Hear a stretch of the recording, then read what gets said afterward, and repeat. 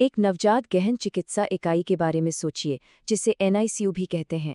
ये एक ऐसी जगह है जहां उम्मीद बसती है, जहां सबसे नाजुक जिंदगियों को लड़ने का एक मौका मिलता है।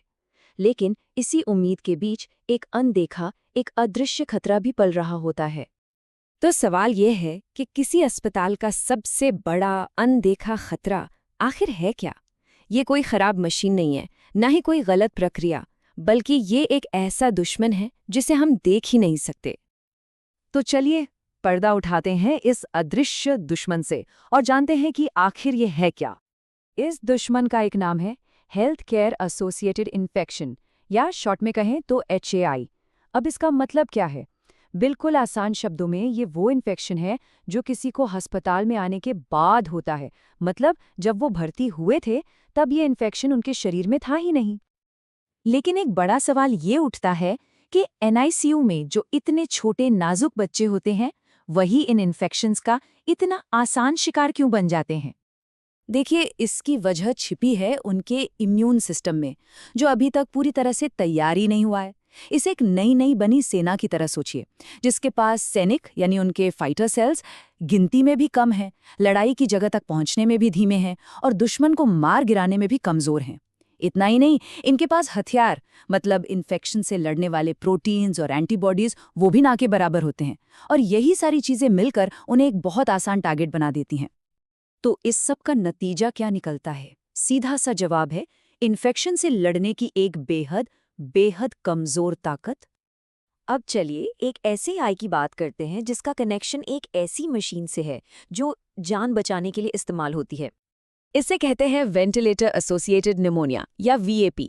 ये तब होता है जब सांस लेने वाली मशीन पर रखे बच्चे को 48 घंटे बीतने के बाद फेफड़ों में इन्फेक्शन हो जाता है। जरा सोचिए, जो मशीन जिंदगी दे रही है वही एक गंभीर खतरा भी पैदा कर सकती है। और यहाँ एक दिलचस्प बात यह है कि ये इन्फेक्शन दो अलग अलग दिशाओं से आ सकता है। एक बच्चे के अपने शरीर के अंदर से, जैसे उसके मुंह या पेट में मौजूद कीटाणुओं से, और दूसरा बाहर से, जैसे स्वास्थ्यकर्मियों के हाथों से या फिर वेंटिलेटर से जुड़े किसी सामान से जो साफ ना हो। चलिए अब बात करते हैं एनआईसीयू के सबसे आम और शायद सबसे खतरनाक HAI की, और ये भी जुड़ा है एक और जरूरी मेडिकल लाइफलाइन से।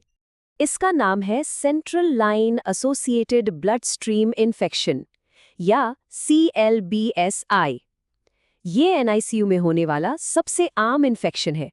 और ये इतना खतरनाक क्यों है? क्योंकि ये सीधे खून में यानी ब्लड स्ट्रीम में फैलता है। लेकिन CLBSI को जो चीज़ असल में बहुत ज़्यादा खतरनाक बनाती है वो है बायोफिल्म। अब ये बायोफिल्म क्या है? इसको ऐसे समझिए जैसे बैक्टीरिया उस कैथेटर की सतह पर अपनी सुरक्षा के लिए एक पूरा मजबूत किला खड़ा कर लेते हैं, एक ऐसी ढाल जिसे तोड़ना मुश्किल है। और क्या आप जानते हैं ये किला कितनी तेजी से बनता है? सिर्फ 24 घंटे में। हाँ, बस एक दिन के अंदर।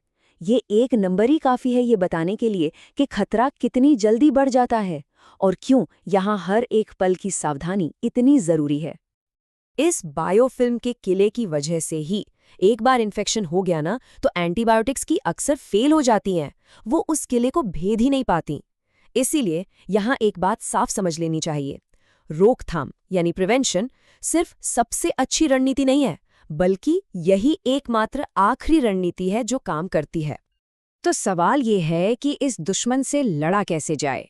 अच्छा, अब हमने समस्या तो समझ ली, चलिए अब इसके समाधान की तरफ बढ़ते हैं। और इसका समाधान एक बहुत ही कारगर रणनीति में है। इसे बंडल अप्रोच कहा जाता है। अब ये कोई एक जादुई गोली जैसा नहीं है, बल्कि ये कई छोटे छोटे लेकिन बेहद जरूरी कदमों का एक ग्रुप है।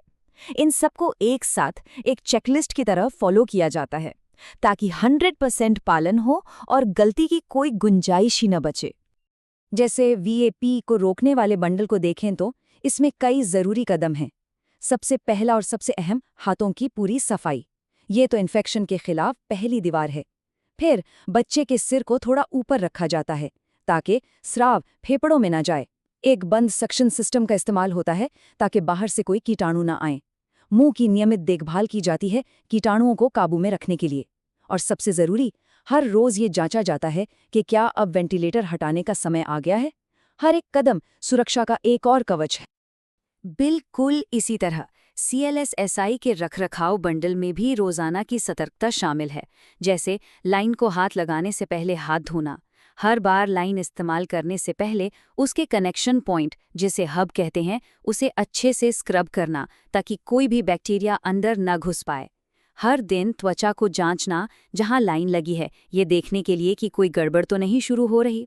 और हाँ, शायद सबसे ज़रूरी चीज़, जैसे ही सेंट्रल लाइन की ज़रूरत खत्म हो, उसे फ़ौरन हटा देना। लेकिन ये सारे बंडल्स, ये सारे प्रोटोकॉल, इन सबके बीचों बीच एक ऐसी चीज़ है जो सबसे ज़्यादा मायने रखती है, और वो है इंसान।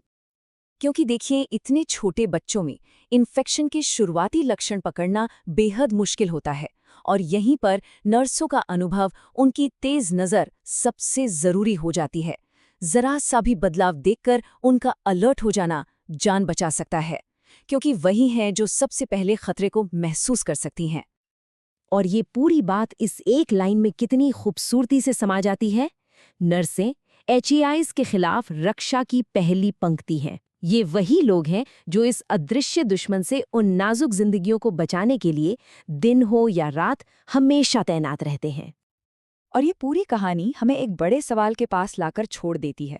जरा सोचिए, हमारे आसपास ऐसे और कितने अदृश्य काम हो रहे हैं जिन पर हमारी नज़र शायद ही कभी जाती हो, लेकिन जो हर दिन, हर पल चुपचाप जिंदगियां बचा रहे हैं।